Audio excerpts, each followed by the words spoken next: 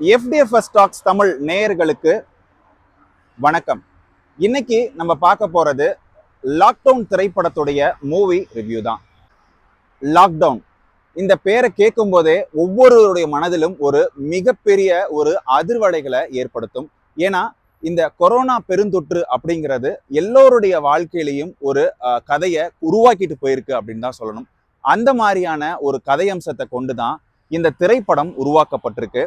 AR ஜீவாவுடைய இயக்கத்துல உருவாயிருக்கிற இந்த திரைப்படத்துல அனுபமா பரமேஸ்வரன் ஒரு லீட் ரோல் பிளே பண்ணியிருக்காங்க. முழுக்க முழுக்க அனுபமாவை மையமா வச்சுதான் இந்த ஒட்டுமொத்த கதையுமே நகருது. 2020 அப்படின்னாலே நம்மள எல்லாருக்குமே ஒரு சோக கதை இருக்கும், ஒரு மகிழ்ச்சியான தருணம் அப்படிங்கிறத தாண்டி ஒவ்வொரு தனி மனிதரும் அதனால பாதிக்கப்பட்டிருக்காங்க உலக அளவுல. அந்த மாதிரியான ஒரு கதையம்சம் தான் இந்த திரைப்படத்தை கொஞ்சம் நகர்த்த தொடங்கியிருக்கு. அனுபமா பரமேஸ்வரன் மிக ஏழ்மையான ஒரு குடும்பத்துல வாழ்ந்துட்டு இருக்காங்க. அவருடைய அப்பா சார்லி, அவருடைய அம்மா நிஷா, இவங்க எல்லாருமே ஒரு மிக ஏழ்மையான குடும்பத்துல தங்களுடைய அப்பாவோட பிழைப்புல தான் அவர்களுடைய பள்ளி படிப்பும் கல்லூரி பட்டதாரியாவும் அனுபமா ஆறாங்க. தன்னுடைய அப்பாவுடைய ஏழ்மையை புரிஞ்சு வளர்ற அனுபமா கண்டிப்பா என்னுடைய வாழ்க்கையில காதல் வயம் அப்படிங்கிறது கண்டிப்பா இருக்காது. எங்க அப்பா சொல்றவரை தான் நான் கல்யாணம் பண்ணிக்குவேன், குறிப்பா எங்க அப்பா என்ன சொல்றாரோ அதை நான் செய்வேன் அப்படின்ற ஒரு ஸ்ட்ராங்கான முடிவெடுக்கக்கூடிய ஒரு பெண் தான் அனுபமா. அவர் படித்து முடித்துவிட்டு பல இடங்கள்ல வேலை தேடி அலையிறாங்க. அவர்களுடைய குடும்பத்துடைய ஏழ்மையை சரி செய்யணும் அப்படின்ற ஒரு தலையாய கடமையை நோக்கி அனுபமா நகர்றாங்க. இப்படியாக கதை நகரும் போதுதான் அவருடைய நண்பர்கிட்ட இருந்து அவங்களுக்கு ஒரு அழைப்பு வருது. அதாவது இன்னைக்கு நைட்டு ஒரு பார்ட்டி நடக்குது, அங்க என்னுடைய ஃப்ரெண்டு ஒருத்தர் இருக்காரு, அவர் உனக்கு வேலை ரெடி பண்ணி தரேன், உன்னை வான்னு சொல்லியிருக்காரு அப்படின்னு சொல்லி அங்க அழைக்கிறாங்க. இவரும் வீட்டுல சில பொய்களை சொல்லிட்டு நைட்டு அங்க போறாங்க. தவிர்க்க முடியாத சில சூழல்னால அவங்க அங்கேயே தங்கும் மாதிரியான ஒரு நிகழ்வு நடைபெறுது. அனுபமா ஒரு ஆர்த்தடாக்ஸான ஃபேமிலி அப்படிங்கிறதுனால அவங்களுக்கு இந்த பார்ட்டி பப் கலாச்சாரம் அப்படிங்கிறது ரொம்பவே புதுசான ஒரு அனுபவம் தான். அப்படி இருக்க அவர் தன்னுடைய தோழியை நம்பி அந்த பார்ட்டியில போய் கலந்துக்கிறாரு. அங்க அந்த தோழியோட நண்பர் அவங்களுக்கு கம்பல் பண்ணி அனுபமாவை குடிக்க வச்சிடுறாங்க. அவர் குடித்த பிறகு என்ன நடக்குது அப்படிங்கிறது தான் இந்த படத்துடைய ஒட்டுமொத்த கதை. அந்த ஒரு நாள் இரவு வீட்டுல பொய் சொல்லி தங்கினதுக்கு பிறகு அவங்களுடைய வாழ்க்கை எந்த அளவுக்கு அவங்கள புரட்டி போட்டுருச்சு அப்படிங்கிறத ரொம்ப அழகா காமிச்சிருக்காரு ஏஆர் ஜீவா.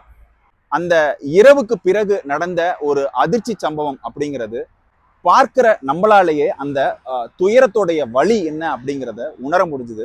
இதே மாதிரியான அனுபவங்கள் பல பேருக்கும் கொரோனா காலகட்டத்தில் நடந்திருக்கும். அடுத்த கட்டமா அந்த பிரச்சனைக்கு சொல்யூஷன் கிடைக்காம நிறைய பேர் கஷ்டப்பட்டிருப்பாங்க. அந்த மாதிரியான ஒரு வழியை தான் இந்த படம் பிரதிபலிச்சது. சரி, இந்த படத்துடைய கதை என்ன அப்படிங்கிறத நம்ம பார்த்தோம். இருந்தாலும் இந்த படத்துடைய வேகம் அப்படிங்கிறது சற்று குறைவா தான் இருக்கு அப்படின்னு சொல்றோம். என்ன காரணம் அப்படின்னாக்க, இந்த படத்துடைய கதை என்னவோ ரொம்ப ஒரு ஆழமான கதையா இருந்தாலும் ஸ்கிரீன் பிளே வந்து ரொம்ப மோசமான ஒரு ஸ்கிரீன் பிளே தான் இந்த திரைப்படத்திற்கு உருவாக்கியிருக்காரு இயக்குனர் ஜீவா. இந்த கதை வந்து ரொம்ப ஒரு ராவான சப்ஜெக்ட். அதுல அந்த பெண்ணுடைய வலி என்ன அப்படிங்கிறத காட்டணும். அதே நேரத்துல கதைக்கேற்ற மாதிரியான கொஞ்சம் விறுவிறுப்பான காட்சிகளை கொடுத்துருக்கலாம். அதாவது கொரோனா காலகட்டத்துல நிறைய நிகழ்வுகள் நடந்துச்சு, அதை எல்லாத்தையும் திரும்ப ரீக்ரியேட் பண்ணியிருக்காரு இயக்குனர். இருந்தாலும் அது வந்து ஒரு டிராமா பார்க்குற ஒரு ஃபீல் தான் இருந்துச்சே தவிர, இன்ஃபேக்ட் அவர் கோவிட் காலத்துல இருந்த பல மாண்டேஜஸ் நிறைய நியூஸ் சேனல்ஸ்லாம் இருக்கு இல்லையா, அந்த மாதிரி நிறைய மாண்டேஜஸ்லாம் அவர் யூஸ் பண்ணி இன்னும் கொஞ்சம் விறுவிறுப்பா திரைக்கதையை நகர்த்தி இருந்தாருன்னா இந்த படம் இன்னமுமே ரொம்ப சுவாரஸ்யமா இருந்திருக்கும் அப்படின்னு எனக்கு தோணுச்சு. மற்றபடி இந்த படம் பார்க்கும்போது ரொம்பவே ஒரு அழுகை நிறைந்த ஒரு திரைப்படமாக தான் இருந்துச்சு. இந்த திரைப்படத்தோட முடிவுல ஒரு வாசகம் ஒண்ணு இருந்துச்சு. அந்த வாசகம் பார்க்கும்போதே ரொம்பவே ஒரு வலி நிறைந்ததா இருந்துச்சு அப்படின்னு தான் சொல்லணும்.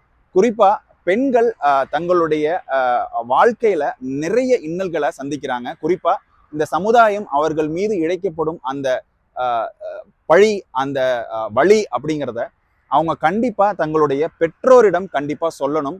இதை தவிர்த்து விட்டு வேறு நண்பர்களிடமோ இல்ல முகம் தெரியாத நபர்களிடமோ போனா அது மிகப்பெரிய ஒரு கொலாட்ரல் டேமேஜை தான் உருவாக்கும் அப்படிங்கிறத ஏஆர் ஜீவா இந்த திரைப்படம் மூலமா சொல்ல துணிஞ்சிருக்காரு.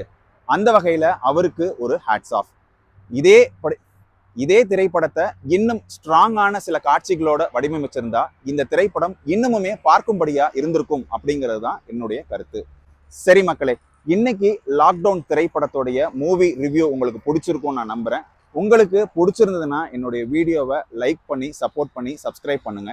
மீண்டும் வேறொரு காணொளியில சந்திக்கலாம். அதுவரை உங்களிடமிருந்து விடைபெறுவது நான் உங்கள் அபராஜித்தன்.